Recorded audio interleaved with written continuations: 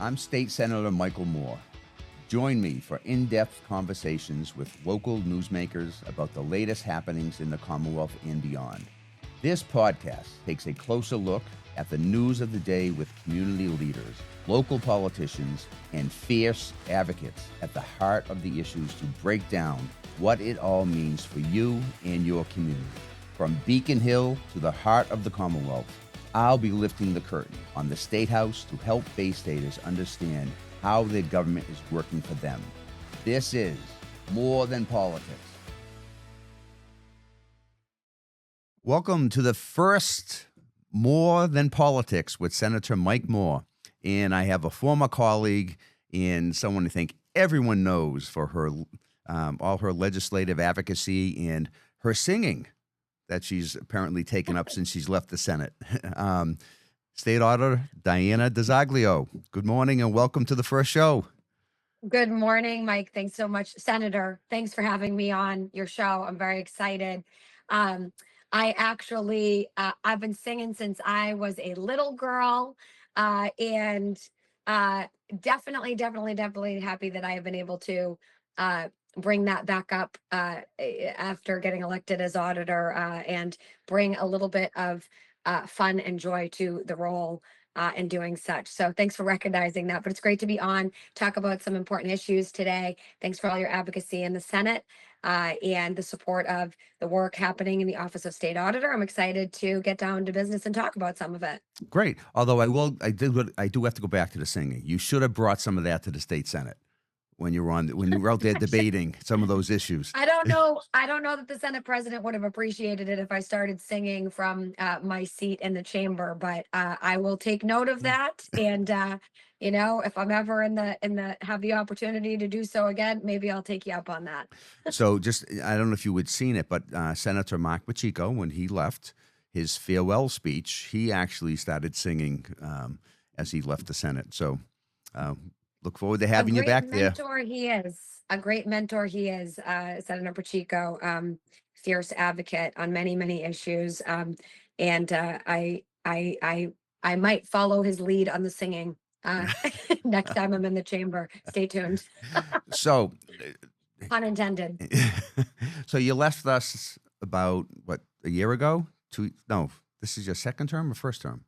Seems like it was yesterday, right? So Yeah. Just for the viewers at home, I am your current state auditor. My name is Diana DiZoglio. I served for 10 years in the state legislature before assuming the office of state auditor in 2023. I was elected in 2022 on the ballot and did have the opportunity to serve along Senator Moore for those 10 years. I served 6 years in the House of Representatives, 4 years as a state senator. And now I have brought for the last 3 years, if you can believe it or not, almost 3 years, I should say, I'm in my third year, the work of advocating for families across our communities to the role of state auditor, fighting for increased transparency, accountability, and accessibility in our state government. God knows we need more transparency and accountability in our state government because we are actually ranked as the least transparent state government in the entire nation by most good government groups. We are the only state government in the nation, actually the only state in the nation where the executive, legislative, and judiciary all claim exemptions from the state's public records law. So we have a lot of work to do in making sure that things are accessible, public records are actually public, and that the work happening with your tax dollars is actually being made accessible to you, that you understand what's going on, that you're able to get access to things you need to get access to, so that we can all make government work better together. And that's actually, Senator, the mission statement of the auditor's office is to make government work better. And I'll just say this, a lot of people, they hear about the auditor's office and, a lot of people will think, well, what kind of audits do they do? Well, I'll tell you this, we don't audit any of you. We are not the IRS. We are not the Department of Revenue. We do not come in to your, personal finances and look at your personal tax returns. We actually audit state government for you. We audit agencies and departments of the Commonwealth. Think about the MBTA, for example. the Department of Elementary and Secondary Education, and other state entities. We What audit about those my entities to one make of my sure that favorite they are ones? functioning efficiently and effectively on your behalf. What about one of my favorite ones, the Cannabis Control Commission? Yes, we actually just audited the Cannabis Control Commission, CCC for short, recently and found some procedural inequities that allowed for some dispensaries to be charged fees that that their counterparts were not being charged. We looked at the way that certain community agreements were being given out and did a comparative analysis, essentially looking at the reality that some folks were paying an exorbitant amount of money into the local communities' coffers and budgets, while others were not required to do so. Significant inequities there. We did an audit of some of the fees that folks were being charged, and found that there were duplicate charges in many instances that weren't being caught by the CCC, amongst other issues, mostly pertaining to inequities overall, and some mismanagement overall. So we did call on the CCC to take immediate action. They have agreed to do such. They have been addressing our concerns to their credit right now, taking actions to address the concerns raised to them by our auditors. And we'll be following up in a few months' time to track progress and make sure that folks know what actions have been taken. So you just gave me a great idea for another guest, to see if we can get the new former chair back, Shannon O'Brien, to come in, maybe see if we can get her on the show to talk about what's going on over there. But so, Diana, the role as auditor, is it what you thought it was going to be? Better, worse? Well, this is historically, to my understanding, been a little bit of a lower profile role, and I Well, think that it hasn't been that you way know over the last 3 years. it has not been that for the last 3 years, Senator. You're correct.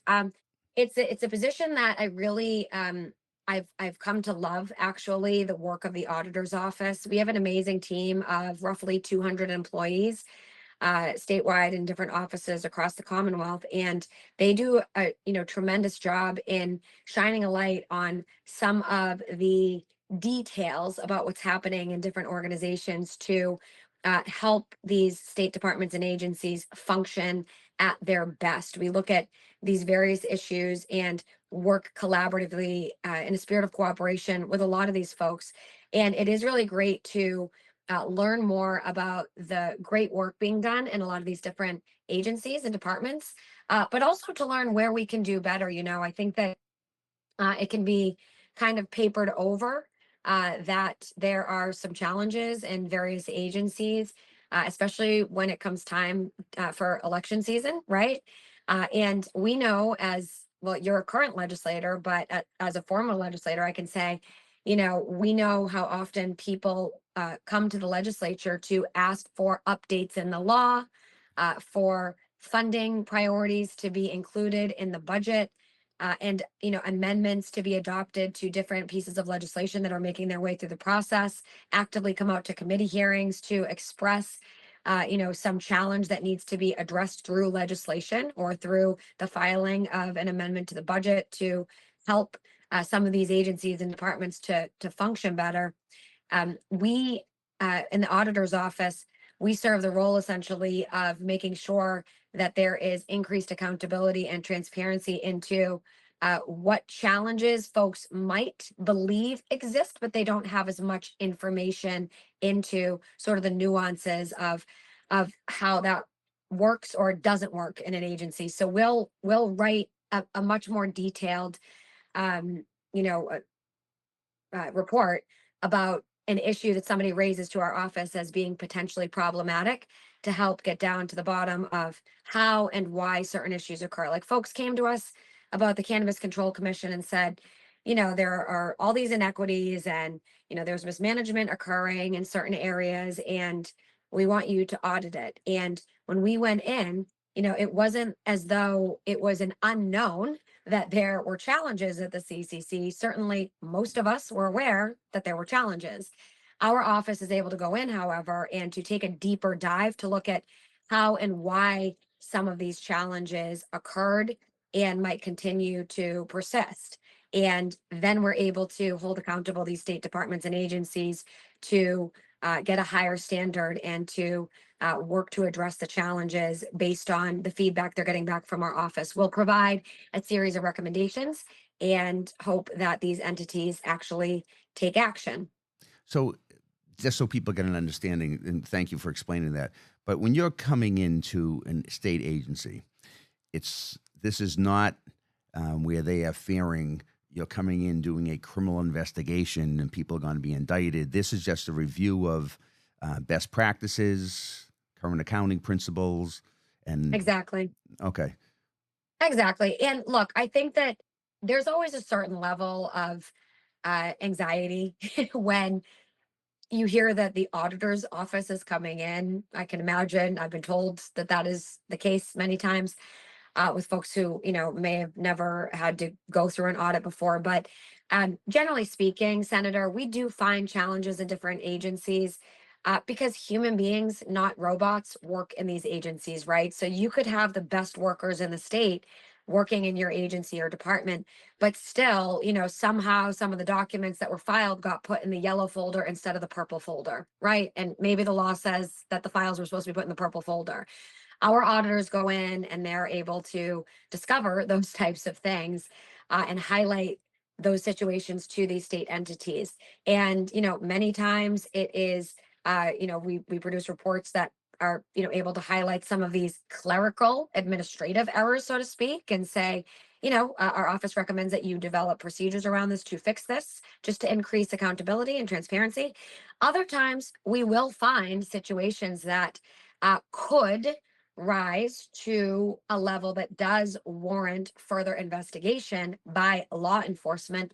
But to your point, we are not law enforcement ourselves. We are simply there to analyze those processes and procedures. And then if we do stumble upon something that is something that warrants further investigation or enforcement, we do refer that to the Attorney General's office. We also work alongside the Inspector General's office because they have prosecutory authority as well to do investigations, true investigations, which is different than these more procedural programmatic audits that our office does. And we're glad to be able to provide some insights into some of the gaps in these systems. But yes, you are correct. We do not conduct criminal investigations or anything like that.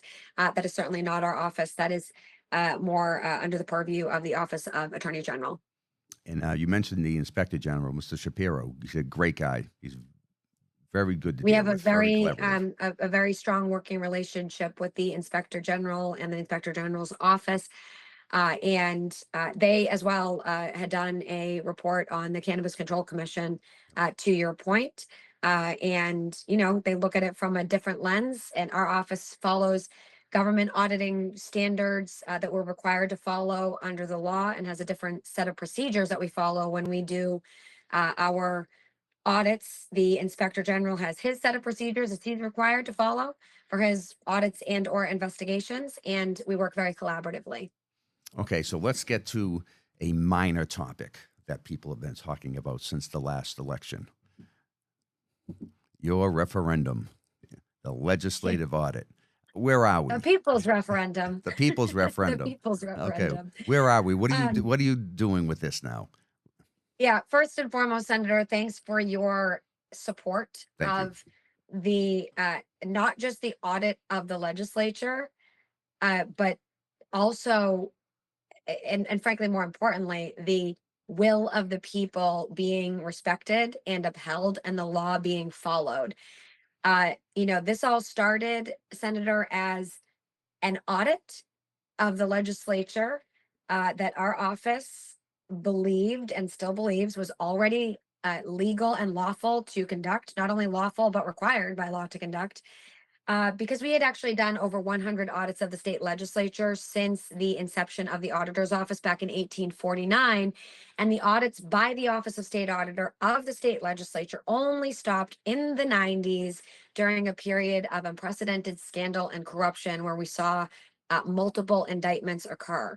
That's the time period that these audits also stopped happening. Coincidence? So we, in the Office of State Auditor, did try to bring back that practice after I took office of auditing the state legislature. But because we got so much pushback and the Attorney General stood against this audit occurring and said that she's not going to support this, we ended up, a group of advocates, including yourself, Senator. So thank you for that. Going out and Doreen Goodrich, who actually, she works with you as well and is a great advocate in the community. And many others went out and collected over 100,000 signatures to get this issue on the ballot so the people of the Commonwealth could vote on this issue and let their voices be heard and say to the legislature, not only do we want an audit, but we want it to be crystal clear in the law that the auditor's office does have the right to look at those documents in the state legislature and produce a report for the people of the Commonwealth to read. So we passed that in November to the tune of 72% of the vote. And it became law after that. A lot of people think ballot questions are just, recommendations to elected leaders about what the people want, but they're actually where we are able to pass laws as the people of Massachusetts if no action is taken up on Beacon Hill. So we voted yes to the tune of 72%. That passed into law. And now our legislative leaders are violating the law despite the will of the people being clearly articulated, despite the fact that it is indeed and in fact the law. And they're snubbing their noses at it. And the Attorney General is refusing to enforce the law. And you know what, Senator, I find it incredibly disappointing that these folks find it appropriate to break the law. But I find it even more disappointing that in doing so, they are slapping in the face the very voters that put them in their positions. Okay. You have people who went out, who worked really hard, who donated to this campaign, who prioritized this, who collected hundreds of signatures, if not thousands themselves, going out, standing at grocery stores, asking their family to participate, who believe that we can do better with respect to transparency and accountability in our state legislature. And they're just being slapped in the face by Beacon Hill's power brokers and being told that your vote doesn't matter and your voice doesn't matter. And we're better than that in Massachusetts. Okay. We don't subscribe to these anti-democratic efforts or undermining democracy as the people of Massachusetts, but yet the very people who are at the helm of what's going on up on Beacon Hill, who are the most powerful in the state of Massachusetts, are, while they're calling out undermining democracy in DC, failing to call out the undermining of democracy right here in Massachusetts. I can't think of a better example of a threat to democracy or undermining democracy than 72% of the population of voters going out to vote something into law, and then our top leaders in this state turning back at them and saying your vote doesn't count. They're just going to break the law. So we have threats to democracy just as we do at the federal level here, right here at home in Massachusetts. And that's my biggest concern, Senator. Again, this started as simply wanting to do my job and stay true to a commitment that I made on the campaign trail saying I would, audit the state legislature. But it has become so much more than that. And now what we're seeing is undermining of democracy and ignoring the will of the people and violating the law.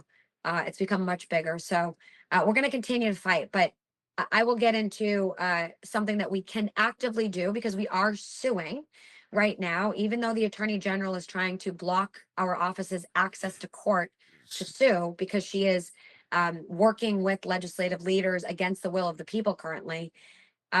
While we are trying to sue the legislature, despite that opposition, we are also simultaneously, or I should say, I am simultaneously leading a ballot question alongside of a tremendous group of advocates to make sure that the state house is subject to the state's public records law.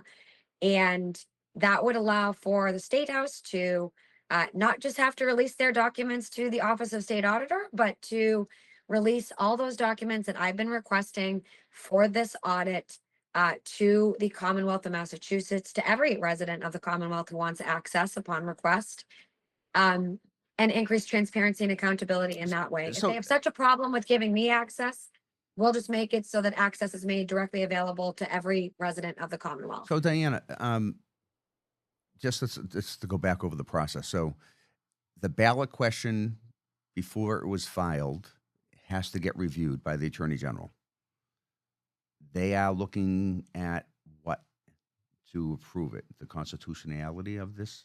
So they approve or don't approve ballot questions to appear on the ballot based on whether or not they are constitutional. Okay. And the Attorney General approved the audit of the legislature question to appear on the ballot, but is now saying that she questions its constitutionality. Well, that was the Attorney General's job before allowing hundreds of thousands of people to go vote on this initiative to make sure that it was cleared or not cleared for the ballot. When she approved it for the ballot, she took a position that an audit of the legislature is not unconstitutional. What she's doing now, Senator, is, essentially trying to get away with saying that she thinks that, it could be unconstitutional, and she needs me to tell her what's constitutional, unconstitutional. She needs me to develop her legal case for her before she'll enforce the law and require that financial documents be turned over to the Office of State Auditor for a review of the receipts, essentially. And with respect to that very bogus argument, obviously I have little respect for that argument. It is not the job of the state auditor's office, as we said in the beginning, to enforce the law. It's the Attorney General's job to enforce the law. I did not run for Attorney General for many reasons. One being I'm not an attorney, right? The Attorney General is an attorney. She is the top law enforcement officer of the state. It is her not just option, but her obligation to enforce the law where there are these types of extreme violations of law. But yet she's turned back at our office and said, well, because the state auditor can't develop my legal case for me and strategize, how to write this legal argument, and, the state auditor's office hasn't answered all the questions I need, I'm calling BS and calling her bluff and saying, look, if that's really true, Madam Attorney General, then sue me and sue the Office of State Auditor. Because respectfully, if any office is obstructing justice, and the reason that she can't do her job and enforce the law, it's not, again, an option for her to sue. It's actually her obligation to make sure that this law is enforced. So she claims that she can't get access to information she needs to be able to enforce the law, and that it's my fault, my office's fault, she won't do her job. So we're calling her bluff and telling her to just sue us then, as is her obligation, to make sure that she has all the information she needs to do her job. And I'm happy to meet her in court and legislative leaders in court and anybody else who wants to meet us in court to make sure that all the information that is needed to enforce this law is made available to the judiciary. But again, we have to be able to get access to court to make that happen. And the Attorney General is indeed and in fact the one blocking that from occurring. Okay, So this is, again, moved beyond a simple audit and moved into a space where, democracy is under attack. Okay, so similar to other state agencies that you audit, though, when the auditor's office goes in, do you traditionally meet with the heads of the agency to determine the scope of the audit? The difference between what you've been seeing with the audit of the legislature and most all other audits, essentially, is that because this has been made so public, those initial meetings that you're referencing with the folks from the entities is being made incredibly public right now. I've So are those the essentially committees that, said is those that's the- okay. I mean, we need to go to court with this, so it's going to be made public anyways. And normally at the beginning, we do not make public the contents of the audit until after the audit's release, right? So as to preserve the integrity of the audit process and make sure there's no interference with our auditors' ability to do their work without interference into what they're examining. So we've actually gone above and beyond in this process, and everything's been essentially made public. What we're trying to audit, the scope of the audit, the meetings that have been held. And yes, Senator, the office does meet with the designated, heads of the folks who are leading the audit process with respect to complying with the audit, I should say, on the part of the agency and the department. Our office does meet with them. So would you say those two committees that the House and the Senate form that you've had to go meet with, those would be considered the official meetings of these? Oh, actually, no, I would not say that at all. I No. actually believe those so-called committee hearings to be nothing more than kangaroo courts. For those who aren't familiar with that phrase, it's basically, you know, basically what I'm saying is that those so-called committee hearings with respect to the audit that we're trying to conduct are actually meant to try to find a way to undermine the audit, stall the audit, and eventually overturn the law and overturn the will of the people. We had a hearing that was conducted. We didn't have a hearing. The Senate had a hearing, I should say. Uh, excuse me, because I talk like this is a former senator, so sometimes I Yep. revert back to that in my mind. But um, the Senate held a so-called hearing, basically to judge whether or not they were going to comply with the audit. They invited people in, cherry-picked people to come in to talk about their opposition to the audit. And to, essentially tell them what they wanted to hear so as to try to excuse and get away with breaking the law, thinking that if they held a hearing and then if they decided that the law was not something that was appropriate, that they just weren't going to follow it. But I have reminded our colleagues in the Senate that they are not judges, they are senators. And no one on a committee panel should be trying to adjudicate the law that was just decided to the tune of 72% support by the voters of Massachusetts. That is for a judge to decide, not for the state Senate to decide. The Senate is, able to take a position if they want to against following this law, but that needs to be adjudicated in court so that a judge can ensure that they start following the law and the law should be enforced. They shouldn't be deciding matters of law So Diana, themselves. not to interrupt you, but we got like 2 minutes left. Sure. So here's my question. So now you've had that. You continue. I guess you continue to get roadblocks. The Senate last week, I know, released their own internal audits to us. So I know they've had some. They do their own audit on a yearly basis, not under the supervision of the auditor's office. But can you move? Do you actually need the blessing of the Attorney General's office before you can go into court to represent the people in this ballot question, or can they, if by them not answering by them not giving you the authority, are you stymied? So she's trying to stymie us. We're trying to get around the Attorney General essentially right now because she's abdicated her responsibilities as our Attorney General and is actively working to block our access to court. I will say this, those audits, so-called audits, the Senate President and the Speaker control and limit those audits to look at what they want those so-called audits to look like. And they also are able to limit what information is distributed to the general public. So if there are any problems that are identified, they are able to actually obscure that from public view. Our office is not able to obscure those things from public view. We are actually subject to the public records law ourselves. So we do need to make public those issues that we find and make sure that people have access to any problematic areas of concern that we have identified. So that's why 72% went to the polls and voted that our office have the ability to conduct that review and that the Senate and House not be able to just audit themselves through a hired private vendor whom they can control. So yes, we are trying to get that done, but we are being stymied regarding our access to court. So we're trying to sue. Send your love and support our way, please, folks, if you want this to get done. But more so right now, the action that we can take is if you see those petitions out, sign those petitions at your local grocery store, the people standing outside asking you to get the public records reform question on the ballot. That will go a long way in making sure that we all have access to those financial documents and state contracts that we've been trying to get access to. Thanks so much, Senator, for having me on today. Listen, thank you for being on my debut show here. Look forward to having you back, and nice seeing you again. And thank you. Thanks for keeping us apprised of what's going on with the audit, because I know that's it's a big issue with my constituents. You know, we get they reach out to my office all the time on the status of that.